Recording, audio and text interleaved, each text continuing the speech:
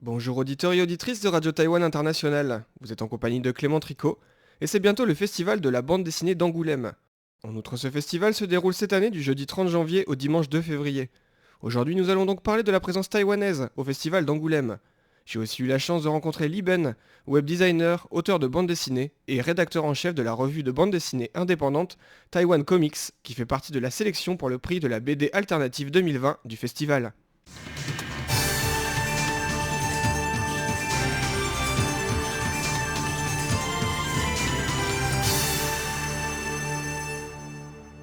Cela fait maintenant plusieurs années consécutives que Taïwan est représenté au festival de la bande dessinée d'Angoulême. En 2012, le pays était même l'invité d'honneur du festival, mettant en avant certains auteurs et spécificités des romans graphiques et bandes dessinées taïwanaises. Parmi certains grands noms de la BD taïwanaise, on peut par exemple citer Xu Maosong, qui comme Yu Longhui, à l'époque, faisait partie des auteurs les plus connus pour des bandes dessinées wuxia, ou pour certaines œuvres religieuses. Xu Maosong, dessinateur durant la période de répression culturelle de la Terreur blanche, est aussi connu pour avoir maintenu une maison d'édition malgré les difficultés impliquées par une féroce censure. Zhuge Solang de Ye Hongjia est un autre classique de la bande dessinée taïwanaise qui a été publié dans les années 50 et 60. Le personnage principal est connu comme étant l'un des premiers héros de bande dessinée taïwanaise et est adapté en film d'animation. Mais le festival d'Angoulême est l'occasion de rencontrer des auteurs contemporains et de découvrir leurs réalisations.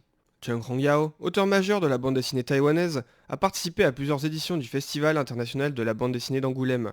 Malheureusement décédé en 2015, il était investi dans les échanges franco-taïwanais et avait participé à la revue Taiwan Comics, dont nous allons parler plus en détail par la suite. Shen Chuang, notamment auteur de la bande dessinée disponible en français Mes années 80, qui retrace sa jeunesse dans les 80s, a aussi participé au Festival d'Angoulême. Li Chinlin, auteur de la bande dessinée Formose et de Fuda Fudak, l'endroit qui scintille, aussi disponible en français, et présentant plusieurs aspects historiques et contemporains de la culture taïwanaise, a elle aussi participé à ce festival. L'an dernier, le festival avait accueilli une douzaine d'artistes taïwanais, dont Li Longjie, qui avait reçu le prix de la bande dessinée de l'année à Taïwan pour son œuvre Koshinga Z. Dans ce livre, l'auteur propose une réinterprétation de l'histoire taïwanaise à l'époque de la colonisation néerlandaise jusqu'à l'arrivée de Koshinga, membre de la dynastie Qing chinoise. Vous l'aurez compris, Taïwan est depuis quelques années un pays bien représenté au festival d'Angoulême et il serait dommage de passer à côté de ses auteurs et des œuvres aussi diversifiées qu'il présente. Cette année, le stand taïwanais s'intitule Passion of Taiwan Comics, ou la passion des bandes dessinées taïwanaises. Parmi les auteurs taïwanais présents, on peut citer l'artiste Monday Recover, dont le livre Pink Ribbon, une œuvre qui retrace une histoire d'amour entre deux jeunes filles, a reçu le prix de la meilleure bande dessinée 2019 pour adolescentes à Taïwan, ainsi que le prix de la BD de l'année au prix taïwanais Golden Comics Award. Les auteurs taïwanais Anima Gaoyan et Wu Yushi feront aussi le déplacement au festival. À cela, il faut ajouter les auteurs taïwanais qui sont en ce moment en résidence en France. On peut compter sur Punpoint et Nin, en résidence à la maison des auteurs de la Cité internationale de la bande dessinée et de l'image d'Angoulême, ainsi que sur Stelila Chen, en résidence à la maison de la BD de Blois, et qui présentera sa dernière œuvre disponible en français, En quête de racines. Le Chen Fan, lauréat du prix Jeune Talent, et Pango Yun, dont le nom d'artiste est Jellybug, lauréat du prix Dromi Comics, verront leurs œuvres exposées. Notons que plusieurs publications collectives font partie de la sélection pour le prix de la bande dessinée alternative du festival d'Angoulême, à savoir Boeing Comics, Moonsoon et Taiwan Comics.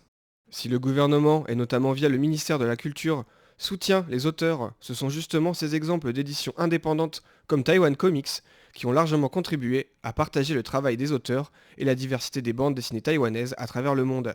Li Chinlin, auteur de Formose et Fuda Fudak, l'endroit qui scintille, est l'une des fondatrices de Taiwan Comics. Vous pouvez retrouver notre entrevue dans l'émission La ville en pratique. Elle a fondé la revue avec des amis afin de faire mieux connaître la BD taïwanaise aux lecteurs étrangers, mais aussi aux jeunes auteurs taïwanais. Chaque édition de la revue comprend 10 artistes et pas uniquement des auteurs de bande dessinée. Grâce à elle, j'ai pu rencontrer Li Ben, web designer, auteur de bande dessinée et aussi rédacteur en chef de la bande dessinée indépendante Taiwan Comics. 好，我是台湾 Comics 的现任编辑立本。Li Ben m'expliquait qu'il était le rédacteur en chef de la revue Taiwan Comics. L'intention de cette publication indépendante de bande dessinée était de présenter la richesse des BD taïwanaises, notamment auprès du public étranger.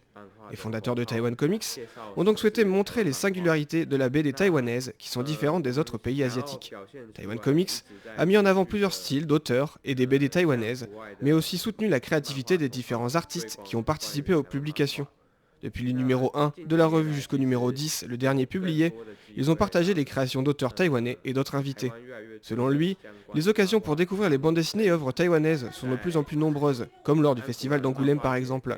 Il m'expliquait espérer que de plus en plus de lecteurs étrangers puissent comprendre et apprécier les bandes dessinées taïwanaises. 那希望就是越来越多的国外的读者能够更了解、更喜欢台湾漫画。Liben m'a aussi expliqué que les artistes espéraient communiquer avec les lecteurs à travers leurs œuvres et qu'il avait été honoré de participer à ces éditions. Le numéro 10 de Taiwan Comics sera peut-être le dernier. En outre, il m'expliquait être satisfait de voir que des éditions comme Boeing Comics ou Monsoon, aussi sélectionnées à Angoulême, existent. Ces éditions plus professionnelles peuvent continuer à promouvoir les œuvres taïwanaises. Liben m'a aussi expliqué que l'édition de Taiwan Comics était autofinancée et complètement indépendante. Les auteurs dont il a fait partie contribuaient eux-mêmes aux frais d'impression et aidaient à la commercialisation. Il faut donc saluer l'effort de ces auteurs pour promouvoir leur travail. Les fanzines ou éditions indépendantes peuvent justement jouer un rôle majeur dans la promotion et découverte de certains auteurs. Un auteur comme Lewis Trondheim par exemple, auteur contemporain reconnu de la bande dessinée et édition francophone, a longtemps publié dans des fanzines. La revue Taiwan Comics a aussi assuré une visibilité de la BD taïwanaise auprès du gouvernement. L'auteur taïwanais Wang Dengyu, l'un des fondateurs de Taiwan Comics, expliquait dans une interview que lorsque Taiwan Comics a participé au festival d'Angoulême, cela a sûrement contribué à inciter un journal taïwanais à faire un reportage spécial sur le sujet. Li Chinling, auteur de Formose, a aussi invité un membre du festival d'Angoulême et du musée de la BD belge à Taïwan pour promouvoir la BD taïwanaise à l'étranger. Tous ces éléments ont sûrement contribué à ce que le ministère de la Culture assure la présence d'un stand taïwanais au festival d'Angoulême. Et Liben me parlait justement de son expérience du festival d'Angoulême. Liben m'expliquait s'être rendu à Angoulême 2 fois, la première fois en 2012 avec un autre groupe d'auteurs, et en 2016 il a eu l'opportunité d'y retourner et de découvrir de nombreuses créations internationales. Il m'expliquait que selon lui, de nombreux artistes taïwanais qui aiment la bande dessinée rêvent d'aller à Angoulême pour participer à des ateliers et découvrir des cultures et styles étrangers. Il m'indiquait notamment qu'il avait beaucoup appris et découvert lors de ses passages au festival. Lorsque j'avais rencontré Li Chinling, auteur de la bande dessinée Formose et de Fuda Fudak, l'endroit qui scintille, nous avions évoqué la situation de la bande dessinée à Taïwan. Elle m'évoquait notamment l'évolution du milieu de la BD à Taïwan. Si, ces dernières années, bon, avant, il y avait déjà des éditeurs qui essayaient d'importer des bandes dessinées françaises, ou on appelle ça européennes, mais ça reste un peu, c'est assez marginal, quoi. Et puis, ces dernières années, il y a de plus en plus d'éditeurs qui essaient de publier aussi d'autres. Ici, par exemple, il y a Les Ignorants d'Avodo qui ont été publiés. Je ne sais pas si ça vend bien, mais ceux qui l'ont lu ont bien apprécié, quoi. Parce que je pense que dans certains récits, soit reportages, ou soit ce genre de témoignages, je trouve finalement ça, je pense que c'est comme les autres romans français, ça parle finalement quand même aux Taïwanais, mais c'est vrai que vu que notre marché est plus petit que la Chine et que les éditeurs restent assez prudents, je peux comprendre. Mais oui, ces dernières années, on voit des tentatives, il y a des expositions, il y a des publications. En continuant à discuter, nous avons aussi abordé la richesse des influences et des styles dans la bande dessinée à Taïwan, ainsi que le projet de futur musée de la bande dessinée à Taichung. Mais en fait, à Taïwan, il y a plein de choses. On a aussi une sorte d'héritage de bande dessinée avant la guerre, pendant l'époque japonaise. Il y a quand même plein de choses.